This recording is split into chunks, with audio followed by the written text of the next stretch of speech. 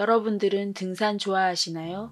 산의 높이가 완만하여 가볍게 등산할 수 있는 산들도 많지만 우리들은 때때로 높고 험한 산을 탐험하고 싶어 하는데요. 오늘 소개할 이야기는 바로 산과 관련된 의문의 사건, 디아틀로프 사건입니다. 1959년 1월 28일 탐사대장인 이고르 디아틀로프를 포함한 탐사대원 10명이 러시아 우랄 산맥을 거쳐 오토르덴 산을 등반하고 2월 12일 베이스 캠프 비즈아이 마을로 복귀할 예정이었는데요.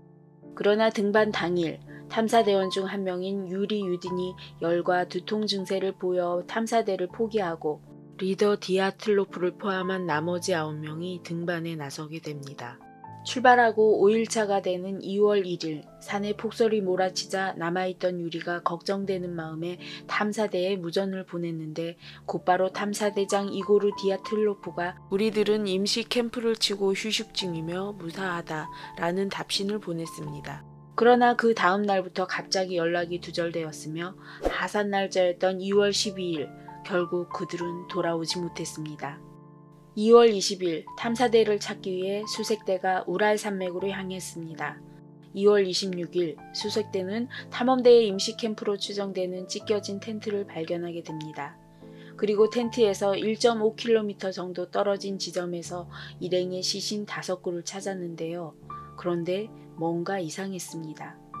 텐트는 바깥쪽에서 찢겨진 것이 아니라 안쪽에서 찢었다고 볼 수 있는 상황이었고 먼저 발견된 5구의 시신은 공포에 질린 표정으로 속옷만 입은 채 죽어 있었습니다. 그리고 그들은 아무런 장비도 없이 뛰쳐나가면 영하의 온도에서 저체온증으로 사망할 것을 알고 있었습니다. 또한 나중에 발견된 시신 4구는 먼저 발견된 5명의 옷가지를 섞어 입었고 신체 훼손이 심했는데요. 특히 그중 한 명은 자동차 사고에 맞먹는 물리적인 충격을 받아 두개골이 골절되어 있었고 2명은 가슴뼈가 골절된 상태였습니다. 거기다 모든 시신들은 오렌지색으로 피부가 착색되어 있었고 이들 중 2명의 옷에선 방사능 수치가 일정 수준 이상 검출되었다고 하는데요. 이 사건에 대해 러시아 정부는 조난사고라고 발표했습니다. 하지만 사건 정황에 의문이 많아 여러 가지 추측들이 나왔습니다. 소련 정부가 비밀리에 실험한 군사무기 때문이다. UFO가 한 소행이다.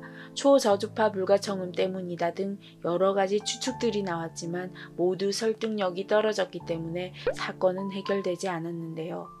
가장 유력한 가설 중 하나는 사건이 일어나고 60년이 지난 2021년 1월 과학저널인 네이처에서 이 사건이 특이한 슬래브 눈사태 때문이란 것을 발표한 것입니다. 슬래브 눈사태란 아직 불완전한 미끄러운 판 위에 새로운 눈들이 쌓이게 되고 쌓인 눈들이 미끄러져 눈사태가 일어나는 것을 말합니다. 슬래브 눈사태는 시간의 흐름에 따라 쌓이는 눈의 상태가 층마다 바뀌는 잦은 눈보라 또는 강풍이 원인이라고 하는데요. 내용을 정리해보면 밤사이 폭설로 인해 눈사태가 텐트를 덮쳤고 그중 몇 명은 타박상과 골절상을 입게 됩니다.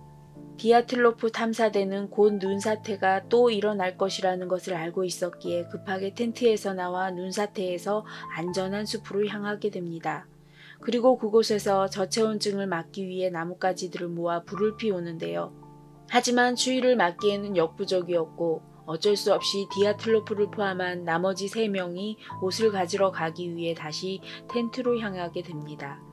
하지만 그들도 추위를 이기지 못했고 결국 텐트로 가는 도중 3명 모두 저체온증으로 사망하게 됩니다.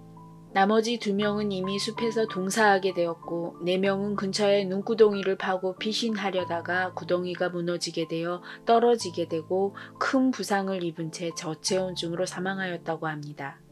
하지만 이 가설 역시 해결되지 않은 의문점들이 많은데요.